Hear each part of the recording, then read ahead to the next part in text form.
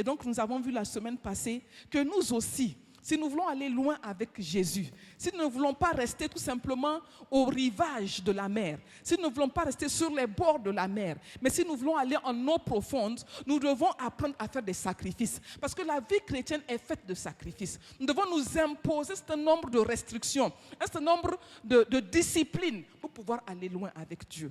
Alléluia. Que le Seigneur nous aide et nous fasse grâce. Et ce matin, nous allons poursuivre, nous allons parler des avantages, comme je l'ai dit, du sang de Jésus. Le sang de Jésus a coulé à la croix. C'est un des sacrifices qu'il a accepté de faire, se vider de son sang. Se vider de son sang. Nous allons aller dans Éphésiens chapitre 1, le verset 7, pour voir le premier avantage, ou la première bénédiction que nous avons reçue du sacrifice de Jésus. La Bible nous dit dans Éphésiens que nous avons été bénis de toutes sortes de bénédictions dans le règne spirituel. Mais souvent, quand tu demandes aux chrétiens, « Ah, mon frère, il paraît que tu es béni », ou bien on dit à quelqu'un « tu es béni », la personne va dire automatiquement « ma poche est vide, mon compte bancaire est vide, quelle bénédiction ! Moi, je ne suis pas béni. » Parce que nous ne comprenons pas le genre de bénédiction dont il s'agit. Il s'agit d'abord de bénédictions spirituelles que l'or, l'argent du monde ne peut pas acheter. Alléluia. Que rien au monde ne pourra acheter. Parce que ces choses sont hors prix. Ces choses dépassent le papier que nous appelons argent. Est-ce que tu sais que l'argent, là, en papier, là, c'est du bois? Est-ce que tu sais que le feu peut le détruire? Alléluia. Il suffit qu'on fasse une dévaluation. Ton 1 million en compte devient 100 000. Quelqu'un va décider dans un bureau que 10 000 n'est plus valable. La valeur de 10 000 n'est plus 10 000, c'est 1 000 francs. Tes 1 million que tu as souffert, sué, que tu as mis en compte bancaire, que tu sécurises, et que chaque matin tu regardes ton compte, revient à 100 000 ou à 10 000 francs. Juste une décision est prise d'évaluation. Or, nous parlons des bénédictions spirituelles que ni l'or, ni l'argent ne pourront jamais te donner. Parce qu'elles sont hors prix. On ne peut pas les monnayer. On ne peut pas les valoriser en termes d'argent. C'est ce que Christ a acquis pour toi et pour moi. Alléluia. Éphésiens 1,7. 1,7. Première bénédiction que Jésus savait qu'on ne pouvait pas obtenir pour nous-mêmes. Et par son sacrifice, il l'a pris pour nous. Il l'a acquis pour nous. En lui, nous avons la rédemption par son sang. La rémission des péchés selon la richesse de sa grâce. Première chose que Jésus nous a acquis par son sacrifice, la rédemption. Dis à ton voisin la rédemption. C'est quoi la rédemption? Par son sang, Christ nous a acquis la rédemption. Ça veut dire tout simplement racheter, rachat. Quand on parle de rédemption, on veut dire par là racheter. Donc Christ nous a rachetés par son sang. Alléluia. Par son sang. 1 Pierre 1, 18 à 19. 1 Pierre chapitre 1, versets 18 à 19. Et là-bas, c'est encore plus clair. Nous y sommes. 1 Pierre chapitre 1, les versets 18 à 19. Il dit là-bas, ce n'est pas par des choses périssables, par de l'argent ou de l'or que vous avez été rachetés de la vaine manière de vivre que vous aviez hérité de vos pères. On continue. Il dit, mais par le sang précieux de Christ, comme d'un agneau sans défaut et sans tache. Donc ici c'est clair, nous avons été rachetés par le sang de Jésus. Cela signifie quoi? Quand on parle de racheter, c'est qu'il y a eu un premier achat ou une première vente. Alléluia. Ça veut dire que toi et moi, ou les hommes entiers, du monde entier plutôt, étaient vendus à quelqu'un, appartenaient à quelqu'un. Et Jésus est venu pour nous racheter. Est-ce que tu comprends ce matin? Qui tu es? Tu es un racheté de Dieu. Cela signifie que toi et moi, si tu as accepté Jésus comme ton Seigneur et ton Sauveur, tu n'appartiens plus à l'ancien maître. Il y avait un premier propriétaire de ta vie et de ma vie. Il y avait quelqu'un qui avait droit sur nous de propriété. Quand je dis que ce véhicule m'appartient, je fais ce que je veux avec ce véhicule, c'est ma propriété. Je suis propriétaire de ce véhicule ou de ce téléphone ou de quoi d'autre que j'ai acheté. Mais la Bible nous dit ici, Jésus a payé un prix. Ce n'est pas de l'argent, ce n'est pas de l'or, mais c'est son sang qu'il a donné pour te racheter des mains des ténèbres, des mains du diable, des mains de Satan. Je pensais que j'allais applaudir ce matin.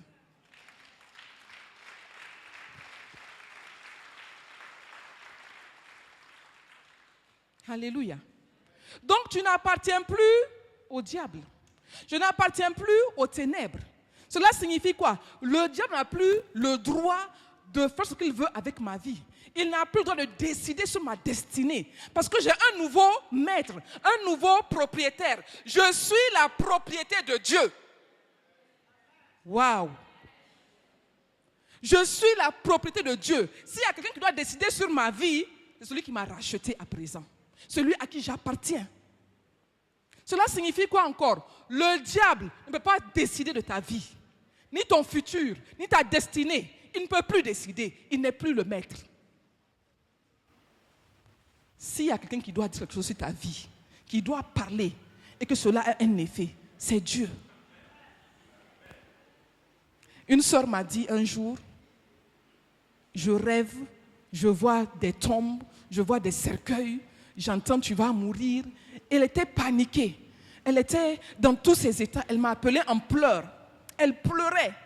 Je lui ai posé une question. À qui appartiens-tu? À qui appartiens-tu? Elle dit à Jésus. J'ai dit, tu es sûre? Si tu appartiens à Jésus, est-ce que Satan peut décider quand ta vie va prendre fin sur la terre? Tu ne lui appartiens plus. Tu as un nouveau maître. Pourquoi tu vas laisser un mensonge du diable te traumatiser? Est-ce le maître de ta vie? Et c'est là qu'elle a commencé à prendre conscience. Ah mais c'est vrai, hein? Je ne lui appartiens plus. Donc ce n'est plus à lui de décider de ce qui va advenir de mon avenir ou de ma vie. Mon frère, ma soeur, nous avons été rachetés par le sang de Jésus-Christ. Et c'est lui qui a le dernier mot sur ta vie et sur ma vie. Et quel est le dernier mot? S'il a prouvé son amour pour toi et moi à la croix, ce n'est pas un avenir de malheur. Ce n'est pas un avenir d'échec. Ce n'est pas un avenir de tristesse. Non, c'est un avenir, il dit dans Jérémie 29, 11, de joie, de paix, d'espérance, de bonheur qu'il a pour toi et pour moi. Alléluia. Voilà pourquoi, quel que soit comment le monde est, quelles que soient les nouvelles que nous pouvons recevoir, quel que soit ce que les experts peuvent dire par rapport au futur, nous ne sommes pas inquiets parce que nous appartenons à un nouveau maître qui n'est jamais en crise, qui n'est jamais dépassé. Alléluia. Nous avons été rachetés. Rachetés avec le sang de Jésus des mains du diable, de l'ennemi, des ténèbres. Rachetés de quoi? De la mauvaise manière de vie de nos pères. Nos pères qui n'avaient pas Christ, comme le dit ce passage de 1 Pierre 1, 18 à 19. Ils ont une vaine manière de vivre. Et quand on dit vaine, ça veut dire quoi? Qui est vide, qui n'a pas d'espérance, qui n'a pas de joie, qui est incertaine. Nos pères qui ne connaissaient pas Christ sont sous des malédictions. Et tu les vois courir, souffrir matin, midi, soir, essayant plus ou moins de réussir leur vie, sans aucune garantie. Non seulement sur terre, mais aussi pour l'éternité. Ils n'ont aucune garantie. Et ils sont sous des fardeaux, sous des malédictions ancestrales, familiales. Mais la Bible dit, toi et moi, cette vaine manière de vivre-là, nous avons été rachetés de cela. Ce qui était un fardeau pour nos pères, ce qui était une limitation pour nos pères, ce qui était, je ne sais même pas quel mot utiliser pour nos pères, toi et moi, nous avons été ôtés de cela. On nous a enlevés de cette lignée-là. On nous a ôtés de cela. Et nous sommes dans une nouvelle lignée, celle de Jésus-Christ. Voilà pourquoi nous allons lire le psaume 107, le verset 2. Le psaume 107, le verset 2.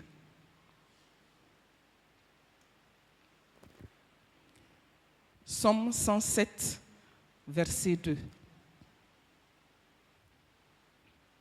Il dit qu'ainsi disent les rachetés de l'Éternel, ceux qu'il a délivrés de la main de l'ennemi. Ah, si tu es un racheté, on dit racheté, n'est-ce pas? Si tu es un racheté, tu dois parler. Alléluia. Si tu as été délivré de la main de l'ennemi, tu dois parler. Alors tu vas confesser ce matin après moi. Répète après moi. Je confesse que j'ai été racheté par le sang précieux de Jésus des mains du diable. Voilà pourquoi j'appartiens désormais à Jésus. Mets les mains ensemble pour le Seigneur. Alléluia. Alléluia. Et tu dois le confesser chaque jour. Tu dois te le dire toi-même chaque jour pour te rappeler à ta conscience que tu es un racheté. Que ce qui détruit ta famille n'a plus le droit de te détruire. Que ce qui est sur ta famille n'a plus le droit de te poursuivre. Alléluia. Ce que tes pères ont hérité finit avec toi. Parce que tu as été racheté par le sang précieux de Jésus-Christ. Deuxième chose, 1 Jean 1, versets 7 à 9. Nous avons été rachetés par le sang de Jésus, grâce à son sacrifice. Aucun argent ne peut le faire. Voilà pourquoi souvent, quand tu vois les gens qui n'ont pas été rachetés courir de féticheur en féticheur, faire des sacrifices chaque jour, pour pouvoir être délivrés, pour pouvoir avoir un peu de paix. Oh, ça fait pitié. Ça fait mal. J'ai connu une ancienne amie. Une fois, elle est venue me voir et elle m'a dit ceci. Elle me dit, Léa, s'il te plaît, prie pour moi. Elle n'est pas chrétienne. Je lui ai dit, tu as quoi? Elle n'était pas encore mariée. Elle était âgée. Elle m'a dit, j'ai un mari de nuit. Elle dit, j'ai tout fait. Elle m'a raconté une histoire. Elle est partie un jour chez un féticheur avec sa mère qui l'a accompagnée. Tout ça pour être délivrée de ce mari de nuit. Et c'était quoi la délivrance? On devait la frapper, la chicoter. Soit disant pour faire chasser le mauvais esprit. Et ils l'ont frappée. Ils l'ont frappée. Elle m'a dit à un certain moment, elle était obligée de mentir pour dire, je m'en vais. Or, ce n'était même pas le mauvais esprit, c'était elle. Parce qu'au début, elle disait, c'est moi. On dit, non, c'est faux, tu mens. C'est le mauvais esprit. Et on l'a frappée, des gardes la frappaient, la chicotaient. Et elle disait, c'est moi, non. On dit, c'est faux, c'est l'esprit. Parfois, elle était obligée de mentir. Je m'en vais, je suis fatiguée, je m'en vais. Elle a été blessée. Elle est venue fatiguée. Elle est venue désespérée. Elle m'a dit, ça ne va pas. Et le mauvais esprit est toujours là. Elle dit, je n'ose dire à personne. Parce que si je dis encore, on va me l'amener encore là-bas. Je ne veux pas qu'on me frappe. À te faire rire. Mais ils n'ont pas de solution. Mais toi et moi, le sang de Jésus nous a rachetés. Alléluia. Donc nous devons valoriser, comprendre cela. Et dire merci à Jésus. On n'appartient plus à ce monde-là. Ils n'ont plus le droit sur nous. Tu peux dire à Satan, sors de ma vie. Pourquoi? J'appartiens à Jésus. Ôte tes mains sales de ma vie. Et il va partir. Parce qu'il sait qu'il n'est plus le propriétaire de ta vie. Alléluia. Est-ce que Christ a fait pour nous? Son sacrifice a fait pour nous. Nous continuons 1 Jean 1, 7 à 9. Il dit, mais si nous marchons dans la lumière, comme il est lui-même dans la lumière, nous sommes mutuellement en communion et le sang de Jésus, son Fils, nous purifie de tout péché. Deuxième avantage, il nous a purifiés de tous nos péchés. Tous nos péchés, présents, passés, futurs, ont été pris en charge à la croix du sacrifice. Voilà pourquoi toi et moi, nous sommes réconciliés avec Dieu. Waouh! Lorsque Adam et Ève ont péché, il y a eu séparation entre eux et Dieu.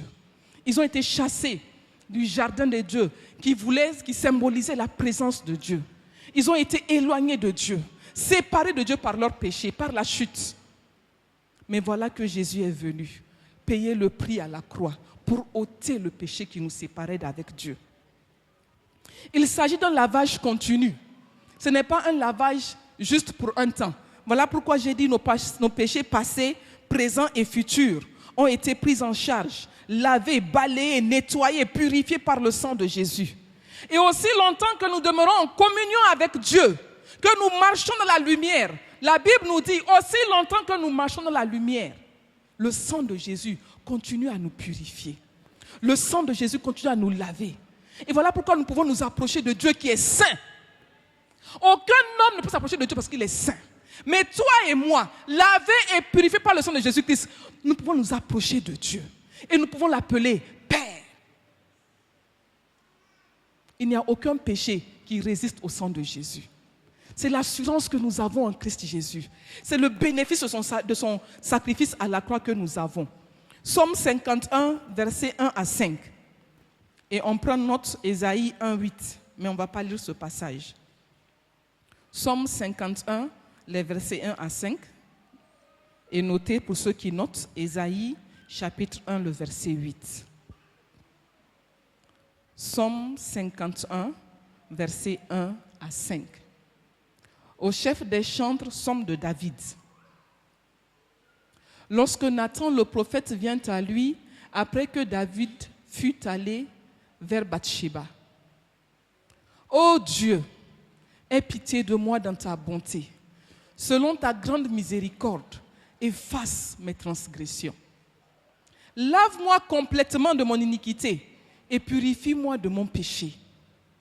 Car je reconnais mes transgressions et mon péché est constamment devant toi. David savait qu'il avait fait une chose mauvaise, qui avait déplu à l'Éternel. Mais il a fait quoi? Il a demandé pardon à Dieu. Lave-moi.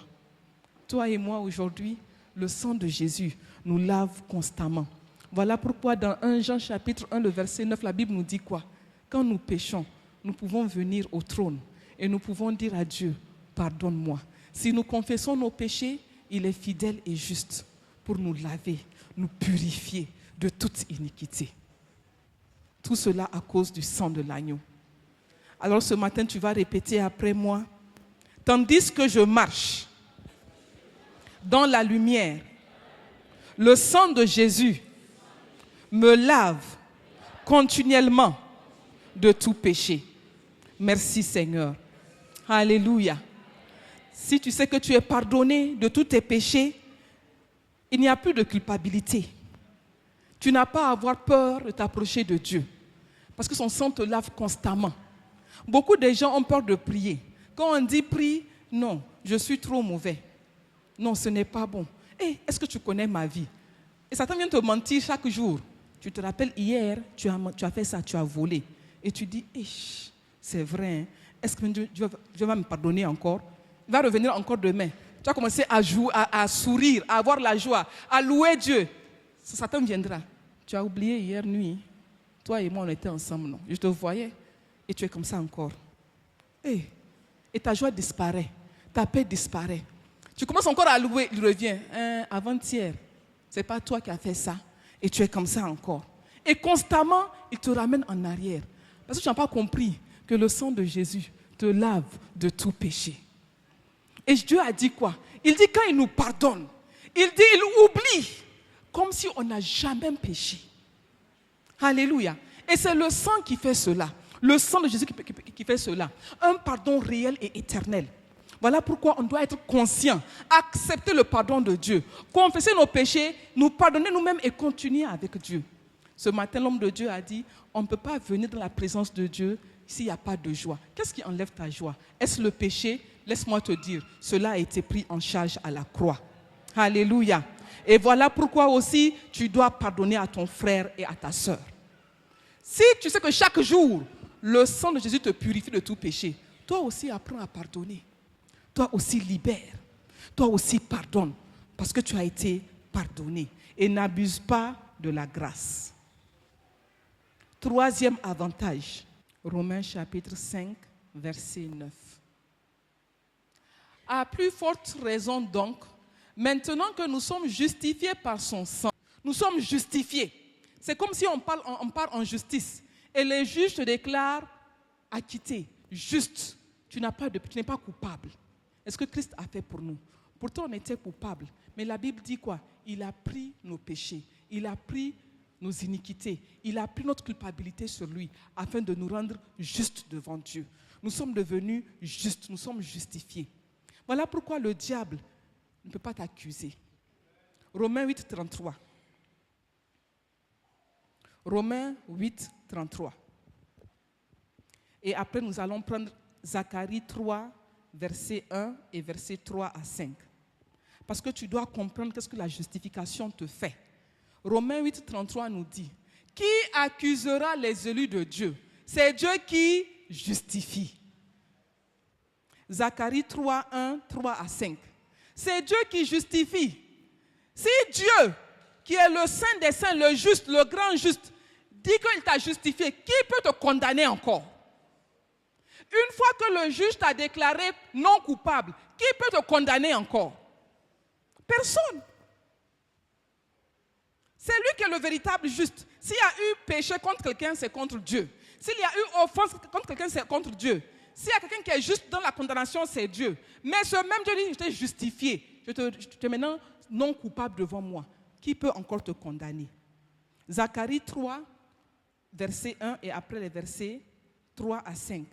Il me fit voir Josué, le souverain sacrificateur, debout devant l'ange de l'Éternel, et Satan qui se tenait à sa droite pour l'accuser. Continue. 3. Or, Josué était couvert de vêtements sales, et il se tenait debout devant l'ange.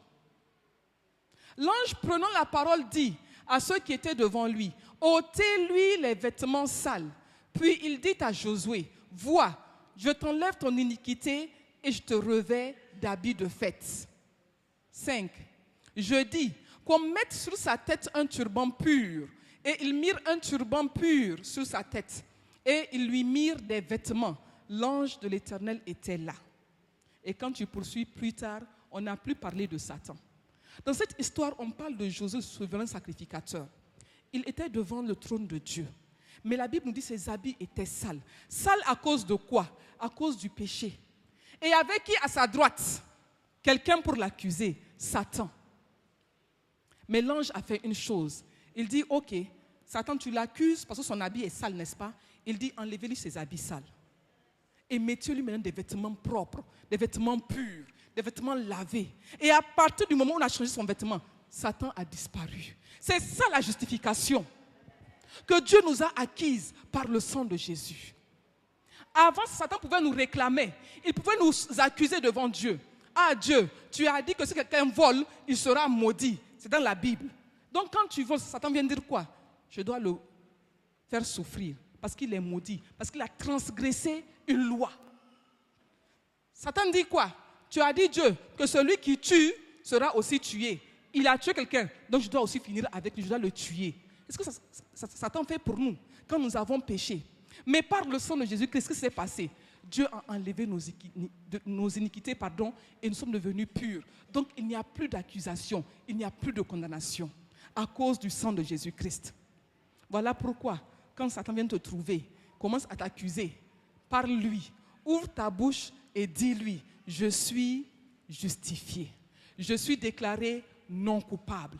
Dieu m'a justifié. Satan, tais-toi. Apprends à parler. Tu es justifié. Mais souvent, nous ne croyons pas cela. Et la culpabilité vient. Non, est-ce que moi? Tu es justifié. Alléluia. Il n'y a plus de condamnation pour toi. Qui accusera les élus de Dieu? C'est Dieu qui justifie. Alors tu vas répéter après moi. Par le sang de Jésus, je suis justifié, acquitté, non coupable, reconnu juste, rendu juste, juste, comme si je n'avais jamais péché. Amen. Apprends à le dire dans ta maison. Apprends à le confesser. Il n'y a plus d'accusation sur ta vie dans le nom de Jésus-Christ. Personne ne peut te réclamer par rapport à quoi que ce soit. Tu as été justifié devant Dieu. Satan a disparu devant Josué, le sacrificateur. Ainsi disparaît-il devant toi quand tu prends conscience que tu as été justifié devant Dieu. Quatrième élément, Hébreux chapitre 13, verset 12.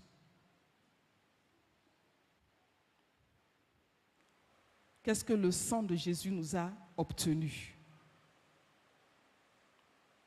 Hébreux 13, verset 12.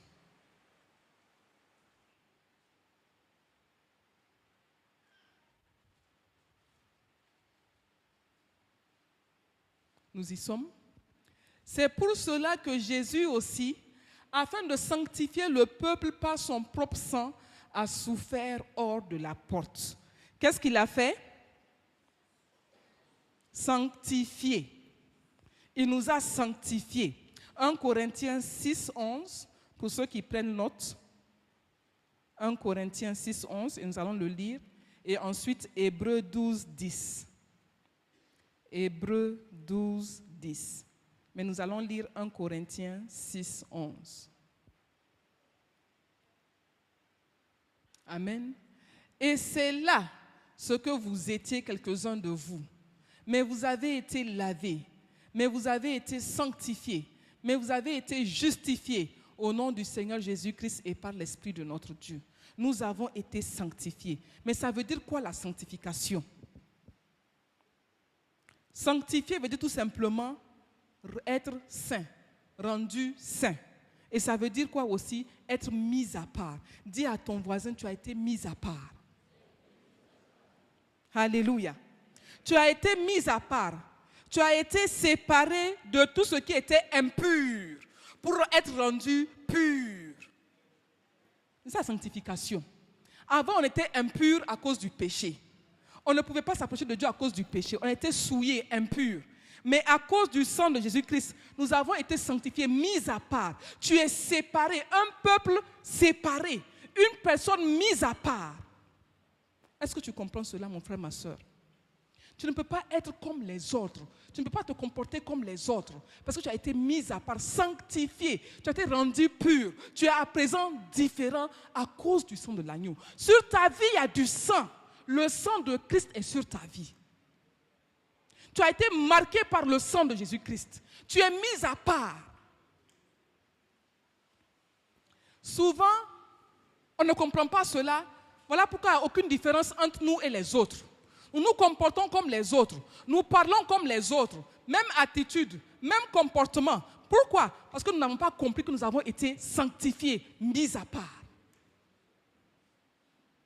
Si tu sais que tu as été mis à part, tu es un peuple spécial, sur qui le sang de Jésus a été marqué, tu ne peux pas agir comme les autres. Parce que tu es conscient que tu as été séparé de tout ce qui est impur. Alléluia. Mon frère, ma soeur, nous devons comprendre cela. Et nous devons arrêter de nous mélanger avec les autres et de nous comparer aux autres. J'enseignais les enfants à la maison, je leur disais, ils m'ont parlé de quelque chose, je dis non, on ne peut pas être comme les autres. Vous ne pouvez pas faire comme les autres, vous êtes différents. On est différents. Alléluia. Ils n'ont pas été rachetés, ils n'ont pas été sanctifiés, ils n'ont pas été justifiés. Toi et moi, nous avons été justifiés séparés. Nous sommes différents des autres. Donc, quand l'autre fait du n'importe quoi, tu n'as pas le droit de faire n'importe quoi toi aussi. Tu ne peux pas dire tout le monde fait, non. Est-ce que toi, tu es tout le monde? Non. Tout le monde fait ça. Ah bon? Donc, tu n'as pas été mis à part, sanctifié et séparé? Non. Tu n'es pas tout le monde. Dis à ton voisin, tu n'es pas tout le monde. Oh, tu n'es pas tout le monde. Les autres peuvent le faire, mais toi, tu n'as pas le droit de le faire. Ils peuvent aller là-bas, mais toi, tu ne peux pas aller là-bas. Tes pieds sont sanctifiés. Leurs mains peuvent toucher, mais toi, tes mains sont pures. Leurs bouches peuvent boire, mais ta bouche est sanctifiée. Leurs yeux peuvent regarder, mais tes yeux sont purs. Est-ce qu'on comprend ça? Mis à part, séparés de toute impureté par le sang de Jésus-Christ. Malheureusement, on ne comprend pas ça. On est dans les mêmes choses. Nous voterons dans les mêmes choses avec les autres. Tout le monde fait ça. Est-ce que tu as compris qui tu es? Tout le monde fait ça. Tu n'es pas tout le monde, mon frère, ma soeur. Sanctifié, saint, rendu pur, séparé de toute souillure. Alléluia. Amen. Oh, si tu veux acclamer, acclame pour Jésus. Lui qui t'a sanctifié, mis à part. Voilà pourquoi tu es un peuple spécial. Et la présence de Dieu est sur toi à cause de ça. À cause de la pureté, Dieu peut descendre dans ta vie. Les anges peuvent marcher avec toi. À cause de la pureté.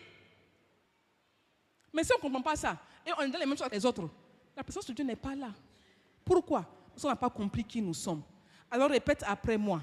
Par le sang de Jésus, j'ai été sanctifié, séparé du péché, mis à part pour Dieu et rendu pur de la pureté de Dieu dans le nom de Jésus. Mon frère, ma soeur, à partir de maintenant, sépare-toi de toute souillure. Et ne retourne pas dans les choses où Dieu t'a enlevé parce que tu as été mis à part. Pour ceux qui prennent note, prenez 1 Thessaloniciens 4, 3 à 7. On ne va pas le lire, mais note cela. Tu vas le lire à la maison. 1 Thessaloniciens 4, 3 à 7. 2 Corinthiens 7, verset 1. Et Hébreux 10, 29. Je répète pour ceux qui prennent note. 1 Thessaloniciens 4, 3 à 7. 2 Corinthiens 7, verset 1. Et Hébreux 10, 29. Cinquième avantage du sacrifice de Jésus à la croix, de son sang qu'il a accepté de verser pour toi. Lévitique 17, verset 11. Lévitique 17, verset 11. Cinquième avantage, la vie. La vie. La vie Zoé. La vie de Dieu. Lévitique 17, verset 11. Car l'âme de la chair est dans le sang. Je vous l'ai donné sur l'autel afin qu'il servît d'expiation pour vos âmes, car c'est par l'âme que le sang fait l'expiation. D'autres versions disent la vie de l'âme est dans le sang. La vie se trouve dans le sang. Voilà pourquoi quand quelqu'un se vide de son sang, c'est la mort assurée. Et pour pouvoir vite le récupérer, on lui fait une transfusion sanguine. Parce que c'est dans le sang que se trouve la vie. Si tu te vides de ton sang, c'est fini. Quand on veut tuer un animal, un coq, un mouton ou je ne sais quoi, qu'est-ce qu'on fait? Seulement on le vide de son sang, c'est tout. C'est seulement le sang qu'on enlève. Et l'animal est mort. Donc la vie est dans le sang. Alléluia. Et c'est ce sang que Jésus a offert pour toi et pour moi. Alléluia. Il a donné sa vie pour toi et pour moi. 1 Corinthiens 10, verset 16. 1 Corinthiens 10, verset 16. Et on peut noter 1 Corinthiens 11, verset 23 à 25. Mais nous allons lire 1 Corinthiens 10, verset 16. La coupe de bénédiction que nous bénissons, n'est-elle pas la communion au sang de Christ? Le pain que nous rompons, n'est-il pas la communion au corps de Christ? Quand nous prenons la Sainte Seine ici chaque dimanche, nous sommes en train de communier avec le sang de Jésus, donc la vie de Jésus. Comme je l'ai dit tout à l'heure, Jésus n'a pas hésité à se vider de son sang pour que toi et moi nous puissions avoir la vie aujourd'hui. Voilà pourquoi nous avons la vie Zoé. Et la vie Zoé, c'est quoi? C'est la vie éternelle, la vie qui ne finit pas, la vie indestructible, la vie impérissable. Elle est ta portion, elle est ma portion. Voilà pourquoi toi et moi nous disons, même si je meurs aujourd'hui, je sais que j'ai la vie éternelle. Alléluia. Les autres ne peuvent pas le dire. Mais la Bible nous dit, il s'est vidé de son sang pour que nous puissions avoir la vie éternelle. Même après la mort de notre corps, nous savons que nous avons la vie éternelle. Alléluia. C'est cela notre espérance. C'est cela notre joie et notre force. Jésus nous a donné sa vie. Voilà pourquoi nous n'avons pas peur de la mort. Alors tu vas répéter après moi, Seigneur Jésus, lorsque je reçois ton sang, je reçois ta vie, la vie de Dieu, la vie divine, la vie éternelle et infinie. Merci Seigneur pour ta vie que tu m'as offerte. Amen. Amen. Alléluia. Nous allons continuer. 6e avantage. Hébreux 12, 22 à 24. Hébreux 12, 22 à 24. J'aimerais dire ceci pour la vie avant qu'on continue au 6e point. Tout à l'heure, je disais que beaucoup n'ont pas l'assurance de la vie éternelle. Et ils font beaucoup de choses. Ils font beaucoup de choses pour pouvoir avoir l'espérance ou, non, je dirais avoir l'espoir qu'un jour, ils pourront aller au paradis. Ils essaient de faire chaque jour un peu plus, espérant que Dieu va voir leur sacrifice, va voir tout ce qu'ils sont en train de faire et va les accepter un jour dans son paradis. Mais toi et moi, nous n'avons rien fait. Parce qu'on ne peut pas acheter la vie éternelle. Ce ne sont pas nos œuvres qui nous donnent la vie éternelle. La Bible nous dit, tous ont péché et sont privés de la gloire de Dieu. Il n'y a rien que nous puissions faire en tant qu'être humain pour pouvoir mériter la vie de Dieu ou la vie éternelle.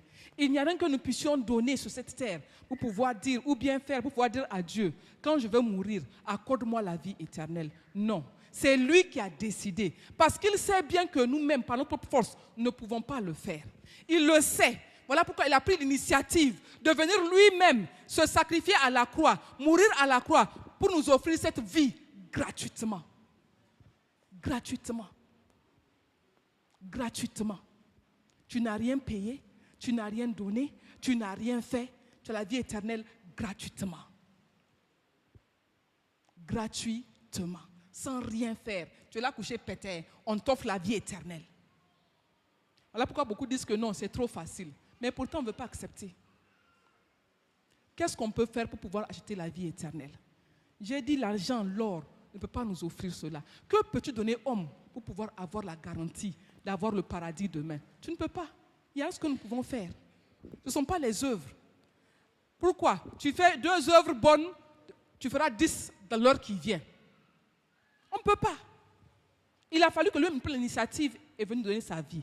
Voilà pourquoi on doit être reconnaissant envers Dieu pour la vie qu'il nous a donnée. Et c'est la raison pour laquelle on doit dire cette bonne nouvelle autour de nous. Hey, Jésus a payé pour nous gratuitement. Il dit, accepte seulement et tu auras la vie. Parce qu'il sait que tu ne pourras pas par toi-même. Alléluia.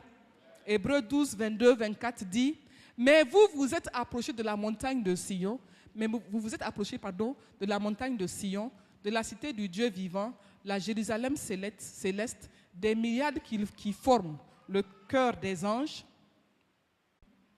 de l'assemblée des premiers-nés inscrits dans les cieux, du juge qui est le Dieu de tous, des esprits des justes parvenus à la perfection, vas-y, de Jésus qui est le médiateur de la nouvelle alliance et du sang de l'aspersion qui parle mieux que le sang d'Abel.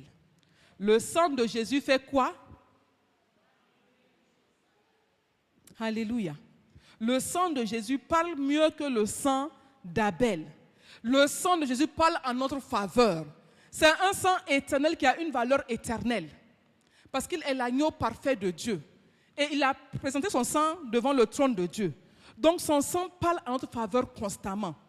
Et la semaine passée, tandis qu'on parlait de l'avantage du sacrifice ou bien ce que produit le sacrifice, je n'ai pas donné un exemple. Dans Exode chapitre 12, on nous parle du peuple d'Israël qui était en esclavage. Mais le sacrifice a libéré ce peuple. Le sacrifice a parlé pour eux protection. Quand l'ange de la mort est passé en Israël, la Bible dit quoi? Il a vu le sang sur la maison des Israélites. Et le sang là a parlé protection pour eux. L'ange de la mort a dû sauter leur maison. Voilà pourquoi on parle de la Pâque. Alléluia. Donc le sang de Jésus a été versé pour nous et il parle en notre faveur. Et ce sang a une voix. Écoutez, le sang d'Abel, on dit il parle mieux que le sang d'Abel. Le sang d'Abel a parlé vengeance, n'est-ce pas? Dieu a dit dans Genèse chapitre 4 à Caïn, il dit le sang, la voix du sang de ton frère me parle depuis la terre. Il a appelé vengeance, il a appelé qu'on paie parce qu'il a été tué par son grand frère. Mais la Bible nous dit ici, la voix du sang de Jésus, elle ne parle pas de vengeance, mais elle parle délivrance, elle parle protection, elle parle rachat, elle parle vie, elle parle bonne santé, elle parle restauration. Alléluia. Chaque jour que Dieu fait, la voix du sang de Jésus-Christ intercède en notre faveur et continue à parler devant Dieu en notre faveur. Parce que son sang est devant le trône de Dieu et il parle pour toi et pour moi. Voilà pourquoi tu vas répéter après moi. Merci Seigneur. Du fait que, même lorsque je ne peux pas prier, le sang de Jésus intercède pour moi dans les cieux. Alléluia. Voilà pourquoi nous disons toujours, quand tu pries, appelle et applique le sang de Jésus sur ta famille. Parce que c'est un sang qui parle des bonnes choses pour toi et pour moi. Alléluia. Soyons donc conscients du sang de Jésus-Christ. Et quand nous prenons la Sainte Seine, nous sommes en train de communier avec le sang de Jésus. Et c'est la vie divine. Alléluia. Le sang amène la délivrance. Je l'ai dit, la bonne santé. Amène la restauration, la guérison. Voilà pourquoi nous devons prendre la Sainte Seine. Parce que le sang de Jésus est vivant et il agit en notre faveur. Dernier avantage pour ce matin. Hébreux 10, 19. Hébreux 10, 19. Et on va s'arrêter ici. Amen. Hébreux 10, 19. Pour ceux qui prennent note, nous pouvons aller dans Hébreux 3, 1 également. Hébreux 3, 1. Mais nous allons lire Hébreux 10, 19. Hébreux 10, 19. Ainsi donc, frères, puisque nous avons au moyen du sang de Jésus une libre entrée dans le sanctuaire. Nous avons quoi? Une libre entrée dans le sanctuaire. Cela signifie quoi? Grâce au sacrifice de Jésus, nous pouvons nous approcher de Dieu. Nous pouvons entrer dans la présence de Dieu. Parce que son sang continue à parler continuellement en notre faveur. Ce n'est pas tout le monde qui peut s'approcher de Dieu et qui peut prier Dieu et qui peut même appeler Dieu Père. Dans l'Ancien Testament, dans le temple, même le souverain sacrificateur, il n'a le droit de rentrer dans le temple qu'une seule fois par année avec du sang. Une fois par année. Il n'a pas le droit d'aller 2 fois, sinon il va faire quoi? Il va mourir. Une seule fois par année, il entre dans le temple pour apporter le sang du pardon. Mais toi et moi, chaque matin que Dieu fait, chaque heure, tu peux t'approcher de Dieu parce que le sang de Jésus est devant le trône de la grâce. Alléluia. Mais quand on dit prie, tu ne veux pas prier. Quand on dit entre dans la présence de Dieu, tu ne veux pas entrer dans la présence de Dieu. Or, tu as un accès libre. J'ai un accès libre au lieu céleste, un accès libre au trône de Dieu. Voilà pourquoi Paul va dire, approchez-vous donc avec assurance du trône de la grâce. Nous pouvons nous approcher avec assurance de Dieu. Et nous savons que Dieu nous écoute à cause du sang. Quelqu'un d'autre n'est pas sûr que Dieu l'écoute, que Dieu l'entende. Il n'est pas sûr. Il prie et il dit peut-être que Dieu va m'entendre. Il n'a aucune assurance. Mais toi et moi, quand nous parlons à Dieu, nous savons qu'il nous écoute. Nous savons qu'il porte une oreille attentive à notre voix à cause du sang. Et la Bible dit, si nous savons qu'il nous écoute, nous savons qu'il nous répond, qu'il nous exauce. Parce qu'il a entendu nos prières. Il a entendu notre voix. Il a entendu notre cri à cause du sang de l'agneau. Voilà pourquoi on ne doit pas hésiter de nous approcher de Dieu. Alléluia. Tu vas dire après moi, merci Seigneur, du fait que par l'aspersion du sang de Jésus, j'ai accès à la présence de Dieu dans le lieu le plus saint de l'univers.